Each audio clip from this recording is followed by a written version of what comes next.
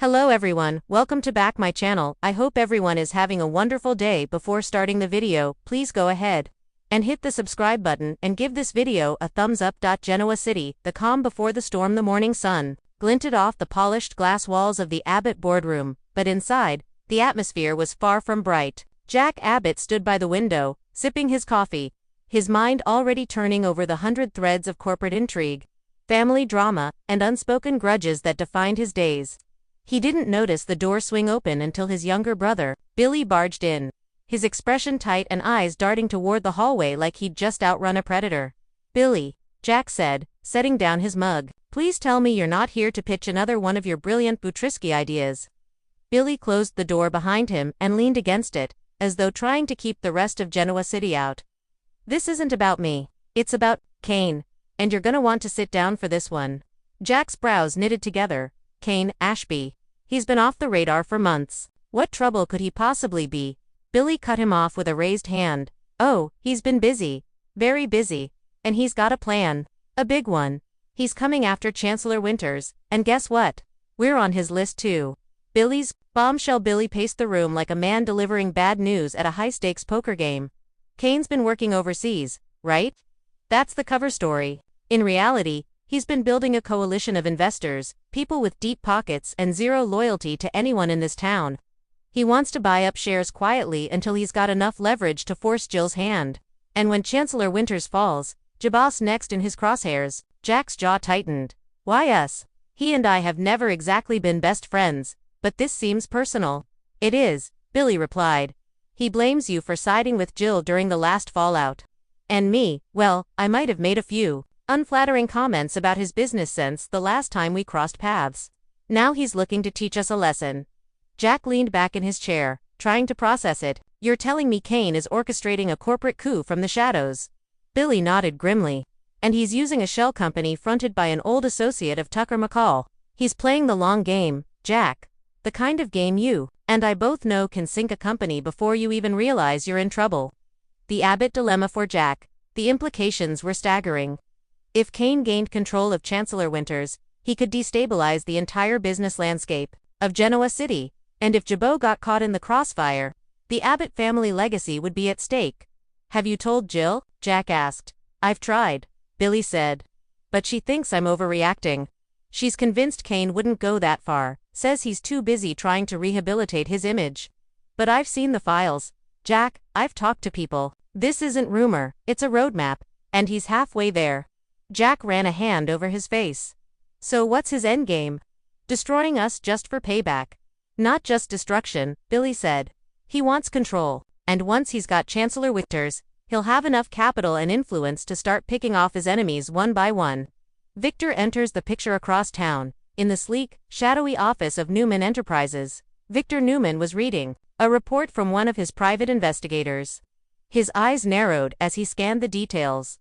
Kane Ashby, Chancellor Winters, JABOT. Victor leaned back in his chair, steepling his fingers. "So, the boy thinks he can play with the big dogs." He picked up the phone. "Get me Jack Abbott. Tell him it's urgent." Jack was still reeling from Billy's revelations when his assistant stepped in. "Victor Newman's on the line. He says it's urgent." Billy raised an eyebrow. "Victor, that can't be good." Jack picked up the phone. "Victor, this had better be worth." Victor's deep voice cut in, smooth but laced with steel. "Jack, we have a mutual problem. His name is Kane Ashby." The meeting of rivals. Later that afternoon, Jack arrived at the Newman office, his wariness obvious. Victor was already there, sipping a drink like a man who'd been expecting him for hours. "I hear you've been briefed," Victor said, gesturing for Jack to sit. "Billy's been busy." Jack gave a dry smile. "If by busy you mean delivering bad news before my morning coffee, then yes." Victor leaned forward. "Kane's plan doesn't just threaten Jabot or Chancellor Winters. If he destabilizes the market here, Newman Enterprises could take a hit too. That makes him my problem." "And yours." Jack crossed his arms. "Since when do you come to me with your problems?" "Since the solution requires something even I can't buy, your cooperation," Victor replied. Jack chuckled, shaking his head. "You and I working together. That's not exactly our style." Victor's eyes narrowed. "Perhaps not. But, even you can admit that when a snake's in the grass, You don't bicker with the neighbor about who owns the lawn. You deal with the snake. An unlikely alliance. Reluctantly, Jack saw the logic. Kane's ambitions were dangerous enough to force even longtime adversaries into the same trench. What exactly are you proposing? Jack asked. Victor slid a folder across the desk. I've had my people digging. Kane's using intermediaries to hide his acquisitions. If we combine our resources, we can track the flow of money, cut off his supply lines, and expose his plan before he makes his move. Jack flipped through the folder, impressed despite himself. You've already got half the puzzle. Victor smirked. I always do. Billy's warning back at Jabba. Billy wasn't thrilled about the news of this alliance. Jack, you know Victor never does anything without an angle. He's not just trying to protect Newman. He's probably looking for a way to gain leverage over us. Jack nodded. I'm aware. But right now, Kane's the bigger threat. Once he's dealt with, I'll keep a close eye on Victor. Billy sighed. Just remember, we're not only fighting Kane, we're also stepping into Victor's game, and that's a dangerous place to be. Kane makes his move that evening, in a dimly lit hotel suite in Singapore. Kane was on a video call with his associates. The Abbott-Newman alliance is a nuisance, but not a fatal one, he said smoothly. If anything, it's proof they're afraid. We keep buying, keep pushing, and by the time they figure out our next move, it'll be too late. One of his partners hesitated. But what if they trace the shell company back to Tucker McCall? Kane's smile was razor-sharp. Then Tucker takes the fall, and we walk away clean. Now, let's move to Phase 2, a dangerous dance in Genoa City. Jack and Victor began their uneasy collaboration. Secret meetings, coded messages, quiet trades of information. It was a dance of mutual suspicion wrapped in necessity.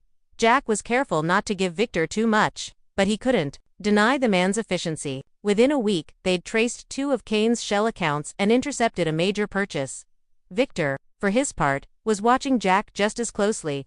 The old rivalry simmered beneath every conversation, but both men knew they couldn't afford to let it boil over. Not yet. The cliffhanger. Late one night, Jack received a cryptic text from Billy. Call me now. When Jack did, Billy's voice was tense. Jack, Kane's not just after the companies anymore. I think he's targeting us personally. I just found out he's been in Genoa City for days, under a fake name. Jack's pulse quickened. Where? Billy hesitated. That's the thing. He's been staying at the Grand Phoenix. And tonight, he checked into the suite right next to Victor's. Jack froze. Then this isn't just business anymore.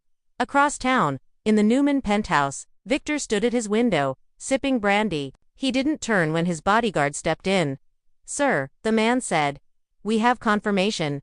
Kane Ashby is here, and he's made contact with someone inside Newman Enterprises. Victor's eyes darkened. Then it's time, my friend. The game has changed.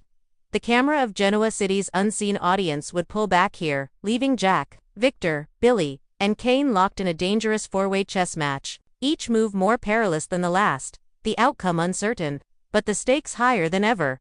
If you'd like, I can follow this up with a part 2 where Kane springs his trap and the Jack-Victor alliance faces its first betrayal. That's where the real fireworks start. Thanks for watching this video, and please subscribe our Update World 24 YouTube channel for more update news.